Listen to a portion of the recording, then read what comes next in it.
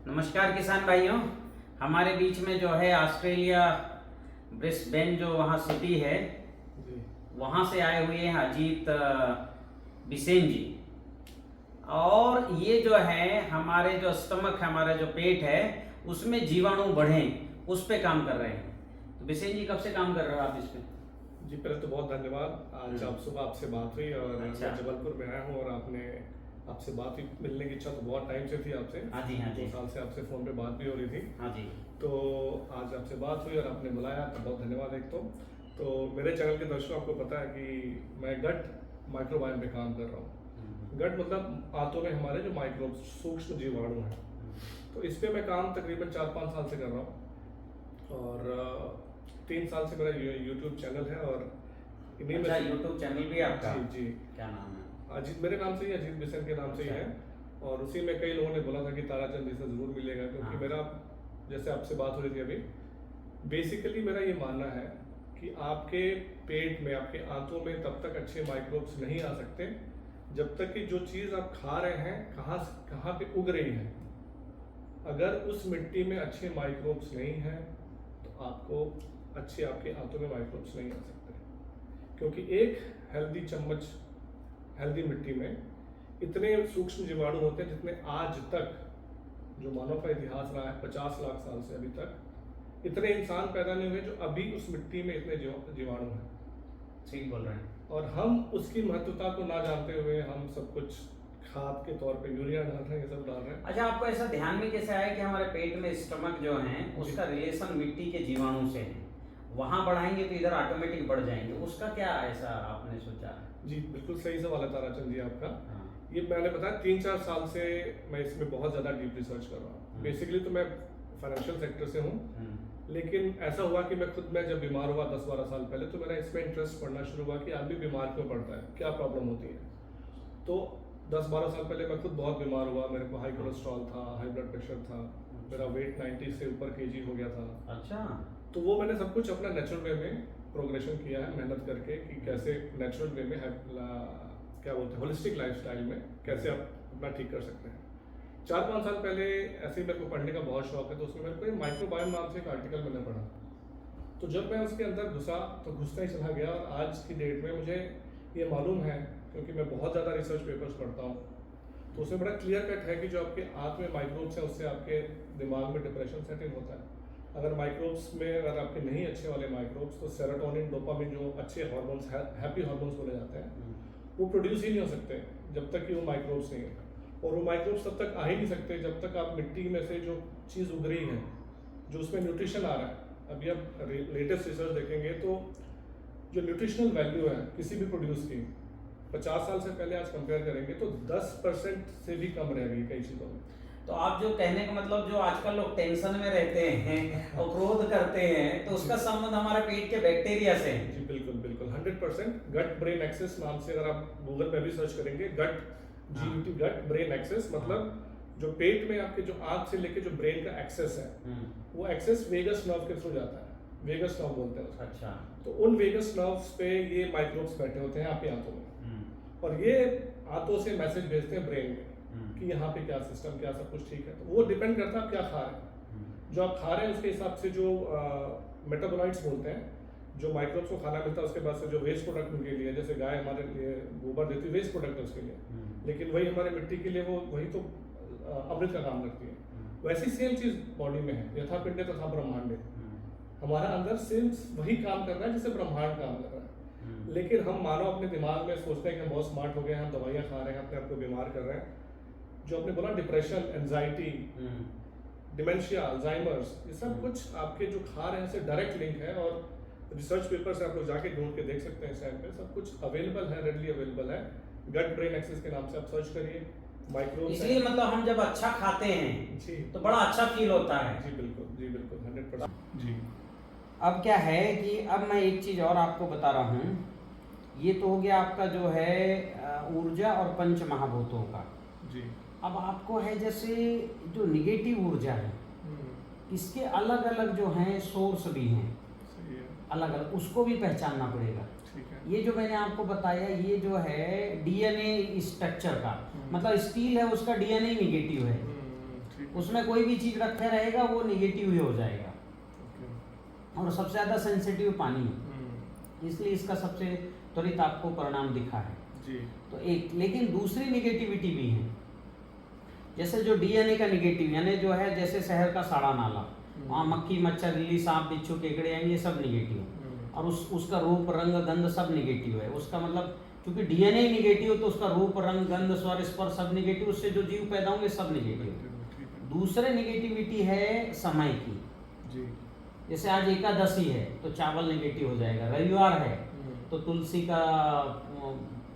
का पौधा, तांबे का पात्र, ठीक है, तिल का तेल, लाल साग, ये निगेटिव हो जाएंगे। जी।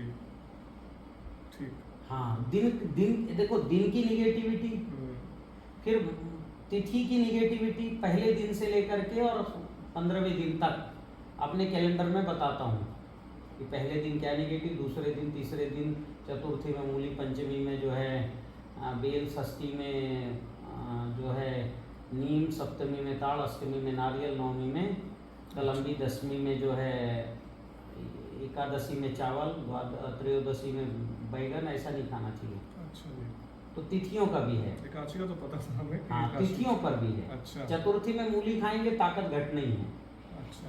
षष्ठी में नीम यूज करेंगे ताकत घट नहीं है। ओके। तो जो हाईली न्यूट्रिशन वाली चीजें हैं वो किसी न किसी नक्षत्र से उनकी निगेटिविटी है।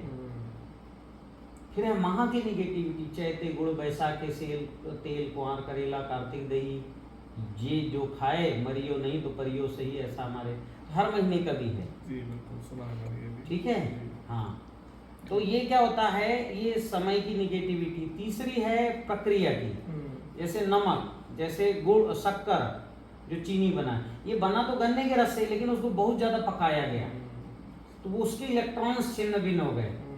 तो जो है रिफाइंड नमक, रिफाइंड तेल, रिफाइंड जो है जितनी भी ऐसी चीज़ें हैं वो सब जो है फिर निगेटिव हो गए प्रक्रिया के कारण। इसलिए हमारे यहाँ सब स्लो वाले प्रक्रिया थे, तेल भी स्लो से निकाला जाता था, सब आहिस्ता से। हमारे सारे बड़े बड़े उद्योग नहीं थे ऐसे, बहुत सब कुटीर उद्योगों से डेवलप करने के। इसलिए हमारे यहाँ इतना भी नहीं, हमारे मसालों को भी पीस के नहीं रखा जाता था मशीनों से, तुरंत मसाला जो खाते थे। और इसलिए हम अग्नि तत्व पूरे भारत में सबका घटा है, मसाला हम पीसा खाने लग गए। अच्छा। एक तो स्पीड से पीसेंगे मशीन से तो जो हल्दी का करकुमिन तो जल ही जाएगा, क्योंकि बहुत सूक्ष्म रसायन है वो। और ना केवल जल जाए, उसके बाद जो बचेगा वो भी कई दिन पड़ा है तो उसका भी खराब हो गया, उसकी न्यूट्रिशन वैल्यू खत्म हो गई। हाँ, न्यूट्रिशन वैल्यू खत्म हो गई। सही बोला आपने। हाँ, तो इसलिए अभी सब अग्नि तत्व की कमी की दिक्कत में आ रहे हैं। और क्या है, और एंटासिड की गोलियां खा रहे हैं। हाँ, गोलियां खा रहे हैं। और क्या है, प्रक्रिया के बाद नेक्स्ट अब तो कितनी मैंने बता दिया, एक तो हो गया जिसका डीएनए निगेटिव है, दूसरी जो प्रक्रिया निगेटिव है, और तीसरा क्या है कि आपकी प्रक्रिया निगेटिव, तीसरा जो है समय की निगेटिविटी, प्रक्रिया और डीएनए। चौथा जो है ये होता है आपकी मन की निगेटिविटी, और इसका एक डेमो मैं आपको दिखाता हूँ जी। ठीक है। हाँ, और आपका जो है एक डेमो दिखाता हूँ। आप बोलिए मैंने लाल शर्ट पहना है। मैंने लाल शर्ट पहना है। हाथ ऐसे करिए, और ये ताकत आपकी खत्म, टोटल खत्म। अब अपना ये रंग बताइए। ये मैंने पीले रंग की पहनी है। हाँ हाँ हाँ, लगाओ, ये देखो ये है। बिल्कुल मन की प्रक्रिया समझ गया। समझ गया। तो आपने जैसे ही झूठ बोला, आपके पंच महाभूतों ने आपका साथ छोड़ दिया। क्या बात है, बहुत बड़ी बात बताई। हाँ, यही मैं बोलता हूँ कि आत्मा से आप झूठ नहीं बोल सकते। पंच महाभूत है, वो जागृत है। जागृत है वो। हाँ जी। हाँ, मन भी अगर खराब कर लिया आपने खराब चीज का ध्यान भी करोगे तो आप कोई चीज ध्यान करो, अब वो अच्छा है कि बुरा मुझे पता नहीं, रखिए हाँ, अच्छा है वो।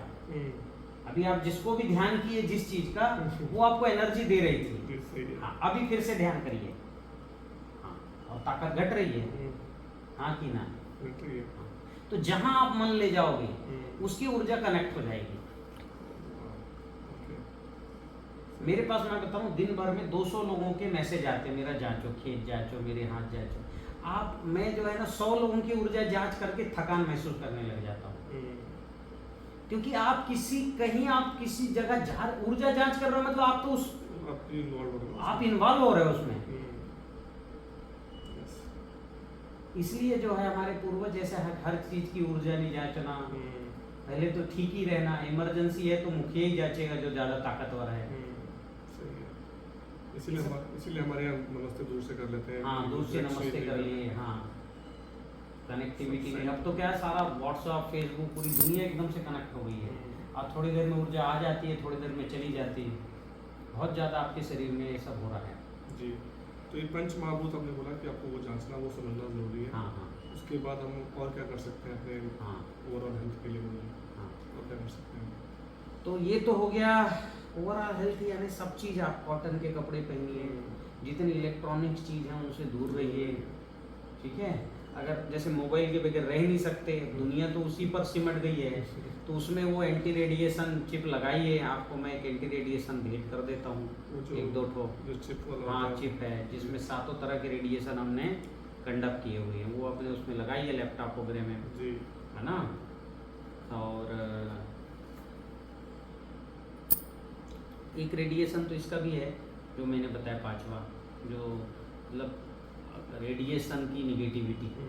सब जगह इलेक्ट्रॉनिक्स, वाईफाई, हाँ, बिजली बिजली तो पॉजिटिव है। अच्छा। हाँ, जो इलेक्ट्रॉन्स हैं दुनिया उसको निगेटिव चार्ज कहती है जी, और बड़ा गजब का है, वो पॉजिटिव चार्ज है मेरे इसमें। मतलब जी, दुनिया के लिए हो सकता है मतलब निगेटिव चार्ज और पॉजिटिव, आधुनिक विज्ञान का तो कुछ और ही पैमाना रहता है ना, नेगेटिव पॉजिटिव चार्ज का। जो अपने इलेक्ट्रॉन देता है उसको कहा जाता है पॉजिटिव, और जो लेता है, हाँ, जो छोड़ दिया उसको पॉजिटिव, और जो ले लिया उसको नेगेटिव। तो उससे आप नेगेटिव पॉजिटिव का नहीं कर सकते। अच्छा, हाँ, ठीक है, वो अलग परिभाषा है। ठीक। दे दिया और ले दिया, अरे भाई आपके पास, आप पॉजिटिव हैं, मैं भी पॉजिटिव हूँ, ठीक है, आप मुझे कुछ दे रहे हैं तो आप निगेटिव कैसे हो गए? या मैं आपसे कुछ ले रहा हूँ तो मैं निगेटिव थोड़ी ना हो गया। ये लेन देन को देख करके निगेटिव पॉजिटिव चार्ज नहीं कर सकते। आधुनिक विज्ञान की गलत जो है परिभाषाएं हैं। पीएच वीएच की भी परिभाषाएं, जैसे नींबू एसिडिक होता है और हम उसका रस पिएंगे तो हमारे शरीर में अल्कलाइन होता है बॉडी। तो ये पीएच वीएच की परिभाषाएं भी मतलब कई चीज़ों की बाह्य, क्योंकि आधुनिक विज्ञान तो बाह्य जीवन को देखकर परिभाषा बनाया ना उसने, वो नहीं कर सकते। तो इस तरह से जो है ये ऊर्जा विज्ञान है। फिर ऊर्जा विज्ञान की अनंत यात्राएं हैं जी, है ना, कि ऊर्जा जो है प्रकृति को बनाने के लिए उन्होंने कौन कौन सी यात्राएं की। इन सब यात्राओं को हमारे पूर्वजों ने देखा, ऋषियों ने, जिन्हें शिव और सती और शिव और पार्वती के जीवन को देखा, क्योंकि वो भी सूक्ष्म अणु हैं और उनके भी जो है उन अणुओं के भी संसार हैं। बिल्कुल, उनके भी जो है योग बनते हैं, शादी विवाह होते हैं, उनके बच्चे भी होते हैं। बिल्कुल, बिल्कुल। तो शिव और पार्वती जी एक सूक्ष्म अणु हैं जो इस पूरी, जैसे इलेक्ट्रॉन और प्रोटॉन न्यूट्रॉन सूक्ष्म अणु हैं, पूरी दुनिया को बनाए। आज विज्ञान मानता है, आज के जो है डाल्टन के पहले किसी ने बोला होता कि इन्होंने बनाया है ब्रह्मा विष्णु महेश ने, तो कोई मानता क्या है? हमारे पूर्वजों ने उनको ब्रह्मा विष्णु महेश का। तो अब हर चीज में देखिए ना, प्रोटॉन न्यूट्रॉन इलेक्ट्रॉन, हर चीज के अंदर, खाने के अंदर, न्यूट्रिशन के अंदर, सबके अंदर तो न्यूट्रॉन। तो हमारे पूर्वजों ने कितना कहा कि ब्रह्मा विष्णु महेश ने सबको बनाया। उन ब्रह्मा विष्णु महेश की भी जीवन यात्रा है।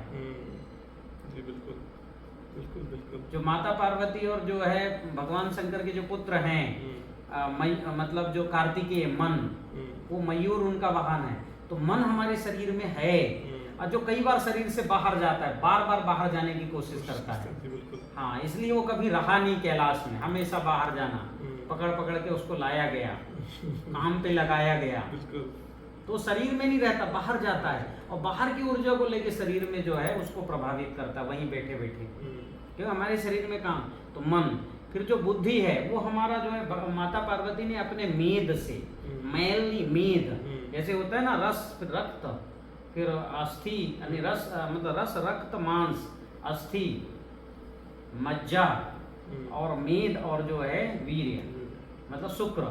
तो ये तो अंतिम बीज है। उसके पहले की जो चीजें थी अपने शरीर से निकाल करके और उसको जो है बनाई, तो हमारी बुद्धि में सब जो निकलेगा ना वो मेद ही है पूरा का पूरा, अच्छा। अतिरिक्त कुछ नहीं है। और उसको ऐसा टांग देंगे बुद्धि को तो गणेश जी जैसा हो जाएगा वो। ऊपर छोटा सिर, फिर बड़ा पेट, फिर हाथ, ऐसा वो सेम दिखेगा। हमारी ये बुद्धि को निकाल के ऐसा टांग देंगे सामने का रख के तो सेम गणेश जी दिखेंगे। और उसके अंदर क्या है? मेद ही मेद है। हम जो भी खाते हैं उसका सबसे ज्यादा कंज्यूम ये करता है, तो सारा मेद यहाँ जाता है। और वो मेद कैलकुलेशन में इस्तेमाल करता है, हम जो भी बोलते हैं सोचते हैं। तो इसलिए कहते हैं गणेश जी सबसे ज्यादा खाते हैं, क्योंकि हम जो भी भोजन किए वो सब कहाँ जाएगा? सब दिमाग खाएगा। इसलिए कहा गया गणेश जी ज्यादा खाते हैं। और गणेश जी को लड्डू इसलिए प्रिय हैं क्योंकि लड्डू से सबसे ज्यादा मेद बनता है। अच्छा। जो मोदक है ना, वो सबसे ज्यादा मेद हमारे शरीर में डेवलप करता है। इसलिए लड्डू खाते हैं, गणेश जी लड्डू खाते हैं बोला गया। और ये दिमाग बहुत ज्यादा गर्म रहे तो उसको ठंडा पूसा करता है। समझ रहे हो? हाँ, तो जैसे क्या था, आपने बाहर देखे मैंने कुसा लगाया है। अब लोग आते तो उनको लगता है कचरा क्यों लगाए हैं। वो कचरा नहीं, वो कुसा है। जब भी आपको ऐसा लगे कि आपका दिमाग गर्म है, ठीक है, आपको नींद ठीक से नहीं आ रही है, सपने आ रहे हैं, तो वो कुसा को तोड़ो और अपने जो है तकिया में रखो। अच्छा। उस कुसा को जो है पानी में डाल के पियो, आपका शरीर ठंडा हो जाएगा। क्या बात है। तो घर में जैसे तुलसी होती है वैसे कुसा होना चाहिए। अच्छा। समझ गए? अब इसके अलावा क्या है कि अब जो ये जो हैं मन, माता पार्वती और शिव, इनके जो है योग प्रक्रिया से इसकी उत्पत्ति हुई। मन भी एक जीवित अणु है, एक जीवाणु है जो अति सूक्ष्म है, जीवित है।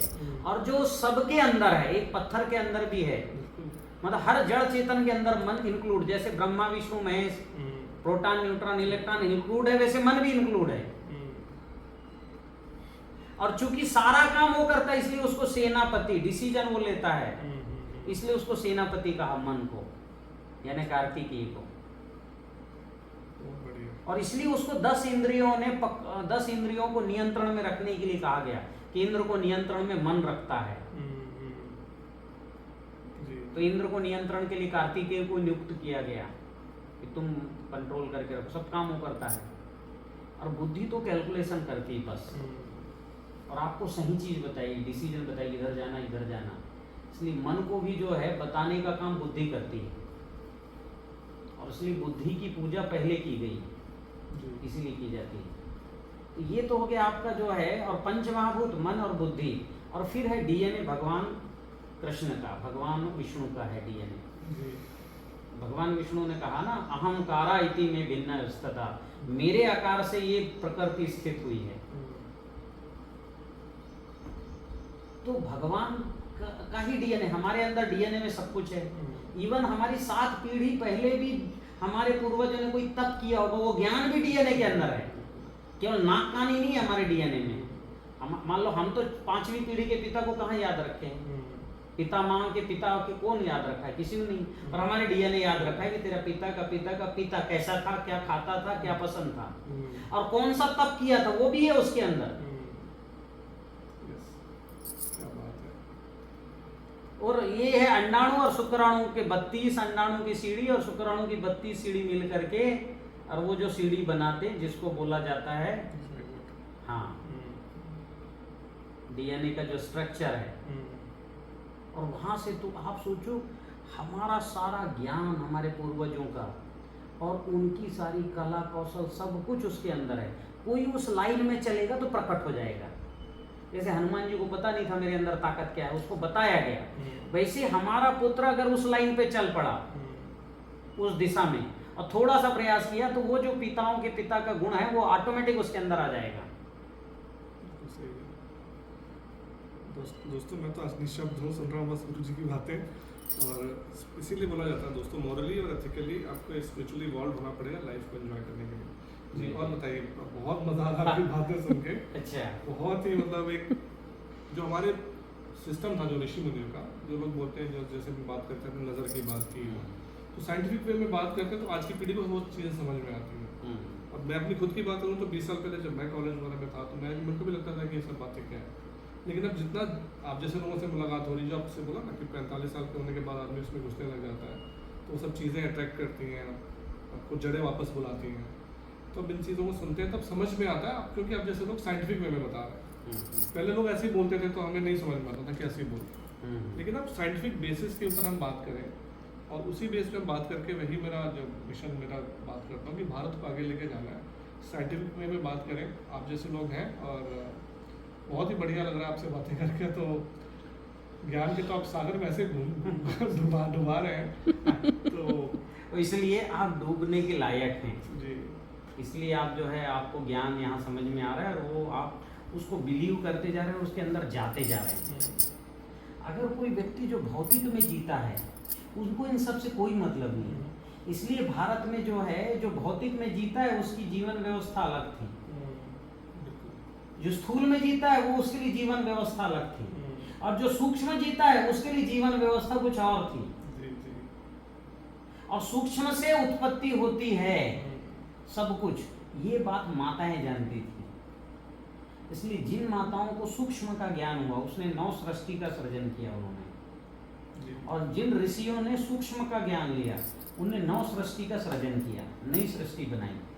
सबसे पहले आप जो है उसमें भगवान परशुराम का आता है। आपने देखा होगा भगवान परशुराम सतयुग में भी थे, त्रेता में भी थे, द्वापर में भी थे, और कलयुग में भी आए अभी, है ना। श्री जी को दर्शन दिया उन्होंने।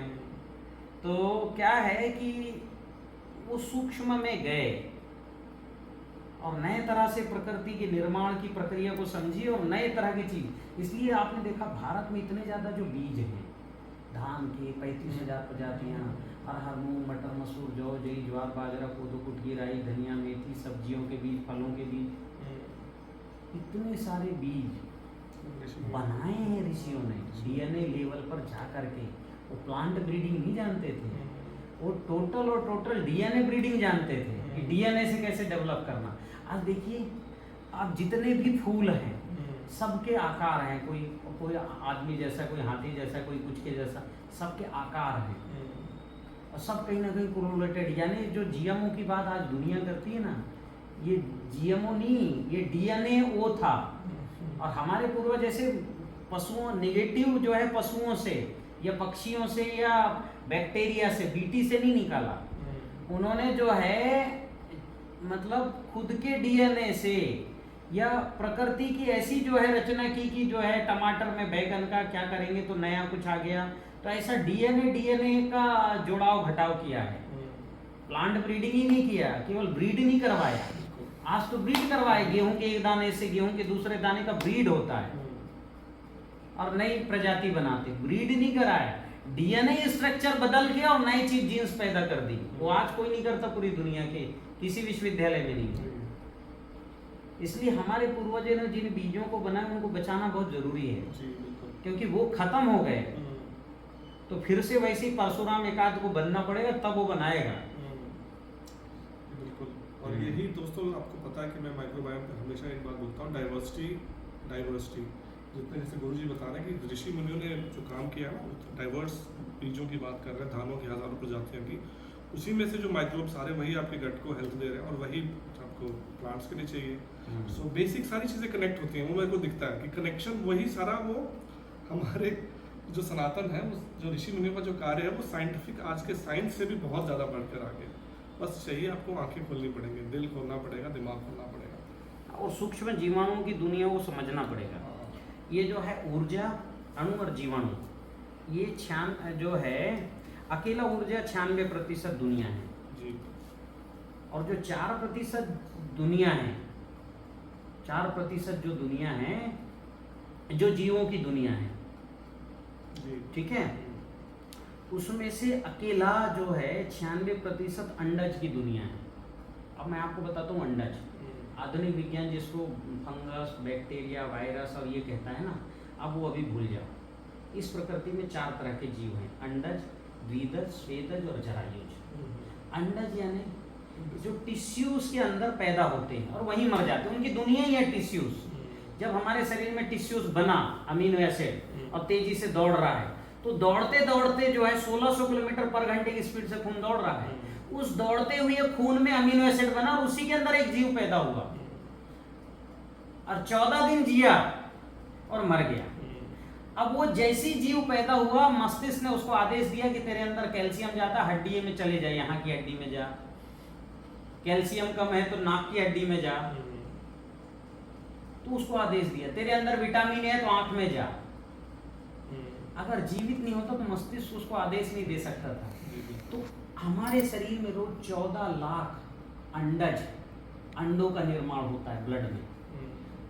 सोते ही 2.5 घंटे में हो जाता है, दिन में भी होता है कुछ मात्रा में, पर वो जो है जैसी अंडज पूर्ण हुए अगले 2.5 घंटे में उनको ट्रांसप्लांट कर देता है शरीर। अच्छा। कि तेरे में विटामिन है, चले जा, तू बाल में जा, तू कान में जा, तू नाक में जा, तू हृदय में जा। अंडज तो सबसे सूक्ष्म जीव इस प्रकृति में, जो 96% है इस दुनिया में, हमारे शरीर के अंदर भी है, शरीर के बाहर भी है, हवा में भी है, आकाश में भी है, यहाँ भी है, सब जगह है। अंडज, जिसको आधुनिक विज्ञान कहता है वायरस। वायरस यानी अंदर से ही जीने वाला जीव। सही है, कंसेप्ट समझे? तो आपके शरीर में रोज 14 लाख अंडज बनते हैं। 7 साल में आपका पूरा शरीर ही बदल जाता है, आपको पता नहीं लगता, क्योंकि हर दिन 14 लाख बन रहे हैं ना, तो बदल गया पूरा शरीर। तो पहला जीव अंडज, दूसरा जीव है द्विदज। 1 का 2, 2 का 4। जैसे आप देखे होंगे बीज निकलता है, 1 रहता है, 2 हो गए, 2 से 4, 4 से 8, 16। अगर 1 का 2 करने वाला जीव नहीं होता तो हम जो है 1 का 2 प्रकृति में 1 और 2 हो जाएगा तो आधा आधा नहीं होता, दोनों पूर्ण होंगे। और 2 जब 4 होंगे तो चारों पूर्ण होंगे, सेम। पूर्णमदः पूर्णमिदम् इसलिए कहा गया, पूर्ण से पूर्ण हो रहा है। 2 का 4, 4 से 8, 8 का 16, 16 का 32। ऐसे होते होते जो है 20 डालियां निकल गई पेड़ में और पत्ते निकल गए, है ना। सबके पत्ते सेम, बस थोड़े से कोई छोटा होगा, कोई बड़ा होगा, कोई हल्का टेढ़ा होगा, कोई ज्यादा लंबा होगा, थोड़ा सा। पीपल में सारे पत्ते सेम इसलिए आते हैं, वो 1 का 2 है, पूर्ण है, बस थोड़ा सा उनका आकार बस बदल रहा है। सही है। अब देखिए, पूर्ण से पूर्ण की उत्पत्ति हुई। तो 1 का 2 करने वाला जीव यहाँ महत्वपूर्ण है, वो प्रकृति को खड़ा कर रहा है। ये प्रकृति को जीवन दे रहा है 14 दिन के लिए अंडज, लेकिन प्रकृति को खड़ा कर रहा है द्विदज, ये दिखा रहा है। फिर द्विदज के बाद है स्वेदज। फिर अब छोटे छोटे जीव उत्पन्न होने लग गए, जो मलमूत्र पसीने से उत्पन्न होते हैं। जैसे खटमल। अब आपने तो कभी खाट का यूज किया है? उधर तो होता था चंडीगढ़ में खाट, उसमें खटमल आता है। किसान सारा रस्सी निकालता है, उसको गर्म पानी में डुबा डालता है, पूरा खाट को भी डुबाता है, फिर जहर में भी डुबाता है, फिर 40-45 दिन फिर खटमल आ जाता है। क्यों? क्योंकि थोड़ा सा भी पसीना कहीं चिपका रह गया खटमल का, किसी भी उसमें डोरी में हो चाहे उसमें हो, और जैसी गर्माहट मनुष्य की मिलेगी वो खटमल वहां से पैदा हो जाएगा। कुछ नर पैदा होंगे, कुछ मादा पैदा होंगे, और फिर वो जो है फिर वो मिल करके और फिर बच्चे भी पैदा, तो पसीने से भी पैदा हुई है और बच्चे भी पैदा कर रहे हैं। ये स्वेदज। केचुआ भी एक स्वेदज है। जो खेत की मिट्टी में केचुआ है ना, उसका थोड़ा सा भी मलमूत्र पड़ा है, वो फिर से आप माहौल दीजिए, मिट्टी की अग्नि बढ़ाइए, माहौल को गर्म कीजिए, आप देखना, गर्म करना है ना, आग नहीं जलाना है, खेत में प्रक्रिया है, तो आप देखना अपने आप वहाँ सब केचुए आ जाएंगे। मेरे को तो अब 30 दिन जिनने टीसीबीटी किए वो भी कहते देखो गुरुजी एकदम सफेद केचुए दिख रहे हैं। ठीक है, तो अभी कितने जीव हो गए? अंडज, द्विदज, स्वेदज और अंत में जरायुज, जो गर्भ से पैदा होते हैं। ठीक है, बहुत से सूक्ष्म जीवाणु गर्भ से पैदा होते हैं, बहुत से बड़े बड़े जीव हम तुम सब गर्भ से पैदा हुए, पशु पक्षी। तो वैसे सूक्ष्म जगत में भी गर्भ से पैदा होने वाले जीव हैं। अच्छा।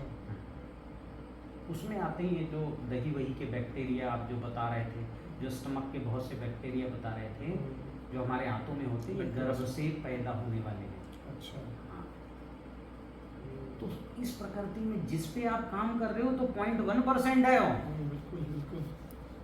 जीवाणुओं की दुनिया तो बहुत बड़ी है, स्वेदज और फंगस और फिर अंडज। बिल्कुल 100%। हाँ, तो अभी क्या होता है, आप जब तक इन जीवाणुओं को जानोगे नहीं, इनके लिए काम नहीं करोगे। हाँ, तो इनको जानोगे तब काम करोगे। ये अंडज कहाँ से पैदा होते हैं? ये दरअसल मेद ही है। हमारे यहाँ आप देखिए कितना तरह के हम मेद, सबसे पहले हमने जो है दही खाना सीखा, हमने छाछ खाना सीखा, इसमें भी है। हमने घी खाना सीखा, क्या है घी, पूरा का पूरा मेद ही तो है, घी खाना सीखा। और आजकल घी पे कहते हैं खाओ मत, घी खराब है इसलिए। दोनों घी अलग हैं, भैंस का घी अलग है, गाय का अलग है, और जर्सी का तो कुछ काम का ही नहीं है, ठीक है। फिर इसके अलावा हमने देखी कितनी चिकनाहट वाली चीज़ें भी खाए, पहले भी खाते थे।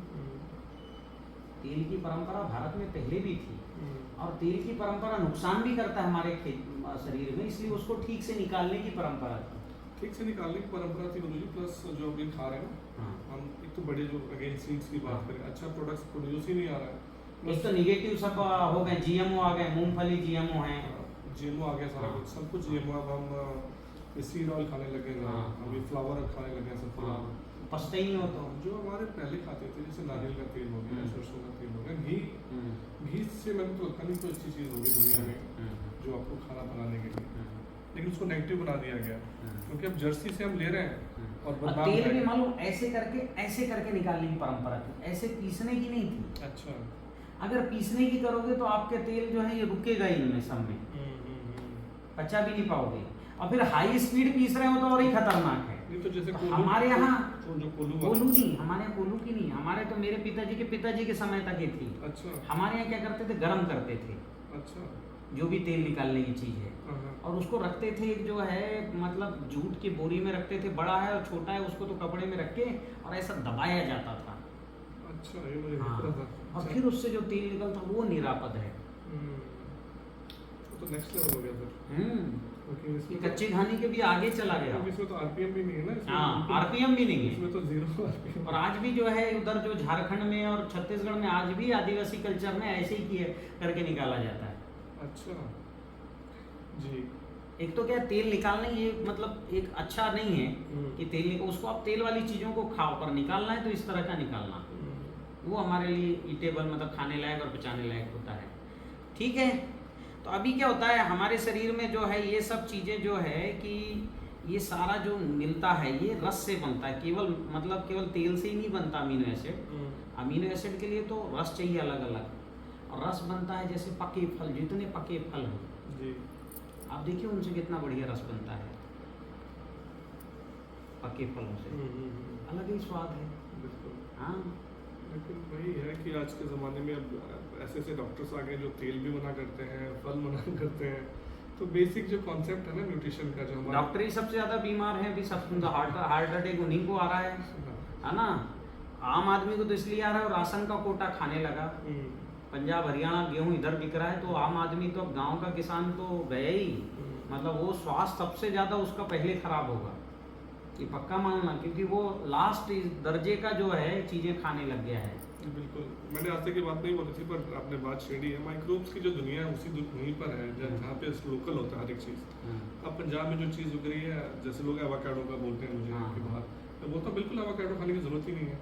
आपके यहाँ जो सबसे सस्ता फल है वो खाओ ना, जो लोकल जो उग रहा है उसमें जो माइक्रोब्स आपके अंदर है वो माइक्रोब्स, और वो आपके डीएनए जानता है। आपके डीएनए जानता है। अब एवोकाडो हमारे कई पूर्वज कभी खाए नहीं, कौन से राज्य में होता है एवोकाडो? देश में मैक्सिको में होता है, मैक्सिको। आप बताओ, उस फल को हमारे पूर्वजों ने किसी ने नहीं खाया, तो हमारा डीएनए कहेगा ये कौन सा नया आ गया, तो वो तो उसको पहचान ही नहीं पाएगा, और पहचानेगा नहीं तो उसको खाएगा कैसे ठीक से। और देखिए दोस्तों, मैंने हमेशा बोला कि ये जो बिल्कुल 100% जो बात बोली कि अभी जो जीवाणुओं की दुनिया है, जो वायरस है, वायरस के बारे में तो अभी साइंस वहाँ तक पहुँचा क्या, कुछ अभी शुरू ही नहीं हुआ है। तो ये जो मैं बोलता हूँ माइक्रोबायोम की जो दुनिया है हमारी दोस्तों, तो उसमें हमेशा से बोलता रहा हूँ कि अभी जस्ट स्टार्ट है। अभी किसी को 0.1%, बिल्कुल जो मैं बोलता हूँ 0.1% भी किसी को अगर कोई बोले कि मुझे पता है तो I will beg to differ. But ठीक है, आज आपसे मुलाकात हुई और इतनी गहरी लेवल पे, स्पिरिचुअल लेवल से पता लगा न्यूट्रिशन का वैल्यू, तो बहुत अच्छा लगा आपसे मिलकर। और प्लीज़ और आगे फ्यूचर में आपसे करेंगे बात।